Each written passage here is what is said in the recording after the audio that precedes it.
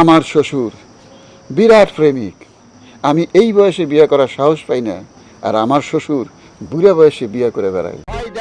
ভাই পলায় বিয়ে করছি ভাই, থাকার জায়গা নাই, খাওয়ার জায়গা নাই, টাকা সাহায্য করেন ভাই, টাকা সাহায্য করেন। হ্যালো ভাই ও বোনেরা, আশা করি সবাই অনেক অনেক ভালো আছো। বরাবরের মতো নতুন একটি ভিডিওতে স্বাগতম। আজকের ভিডিওতে আপনারা দেখবেন বাংলা টিভি নাটকের তুমুল জনপ্রিয় একটি মুখ এজাজুল ইসলামের জীবনের গল্প। পাহাড় থেকে ঝাঁপ দিয়ে মরবেন? শরীরটা ভালো লাগতেছে না, আজকে একটু জিরাই, কাল সকালে যাব। এজাজুল ইসলাম একজন বাংলাদেশি নাট্য ও চলচ্চিত্র অভিনেতা। তিনি মূলত একজন ডাক্তার। টাকা বাড়াতে পারিনি আসলে। যখন ঢাকা মেডিকেল কলেজে প্রমোশন হলো, তো আমার স্টাফরা আমাকে বললো যে স্যার, আপনার জুনিয়র ডাক্তাররা আপনার চেয়ে বেশি ফিস নেয়, তারা তো বিশেষজ্ঞ না, আপনি তো বিশেষজ্ঞ। সম্প্রতি তিনি একটি বেসরকারি টিভি চ্যানেলের টক শোতে এসে বলেছেন, ঢাকা মেডিকেল আসার পর সেখানকার স্টাফরা আমাকে বললেন রোগী দেখতে যে ফি নেন তা খুবই সামান্য, আপনার ভিজিট ফি বাড়ানো উচিত। তাদের কথায় 300 টাকা থেকে ফি 500 টাকা করলাম।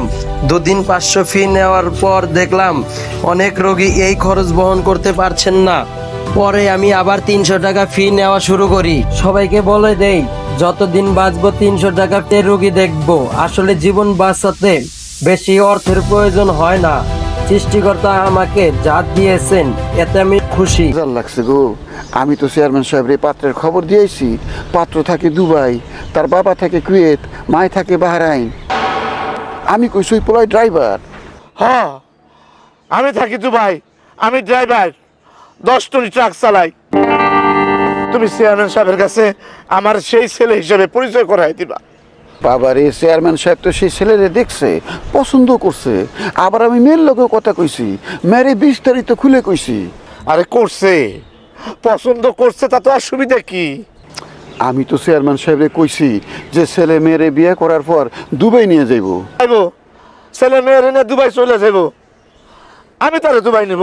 শোনো, ওই মেয়ের পোলা বিয়ে করব, কোথা বাড়িতে নিয়ে যাইব, রাস্তার মধ্যে ওই পোলার আমি তুইরা হাত পা বাইন্দা জঙ্গলে ফালাই দিয়া মেয়ের নিয়ে চলে যাব। কান্নাকাটিটা করতে হইব কার জন্য? আমার এক মামার জন্য। এখন হসপিটালে আছেন, আর 1 সপ্তাহ বাঁচবে কিনা সন্দেহ। কিন্তু সমস্যা হলো মামার আত্মীয় স্বজন কেউ নেই। আমার অফিসের বস জানেন যে আমার মামা এখন অসুস্থ, এবং মামার অসুস্থতার কথা বলে আমি অফিস থেকে 3বার ছুটি নিয়েছি। যদিও ছুটি নিয়ে মামাকে দেখতে যায়নি। তো আমার বস বলেছেন আমার মামা মারা গেলে জন্য অবশ্যই তাকে খবর দেওয়া হয়। এখন আমার বস এসে যদি দেখেন যে আমার মামার মৃত্যুর পরেও কেউই তার সামনে কান্নাকাটি করছে না, তাহলে আমার মান সম্মানটা কোথায় যায় বলুন তো? আপনার মান সম্মান রক্ষার দায়িত্ব আপনি আমগো উপরে ছেড়ে দেন। এমন কান্দন কান্দুম যে কান্দন আপনার বস তার বাপের জন্মেও দেখে নাই। আপনি খালি মৃত্যুর লগে লগে সংবাদটা আমাকে দিবেন। জনপ্রিয় কথা সাহিত্যিক হুমায়ুন আহমেদের মাধ্যমে নাটক আগমন।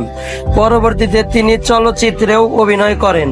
তার অভিনীত প্রথম চলচ্চিত্র শ্রাবণ মেঘের দিন।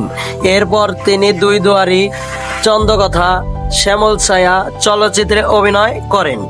তার কাটা চলচ্চিত্রে অভিনয়ের জন্য 39তম জাতীয় চলচ্চিত্র পুরস্কার পান।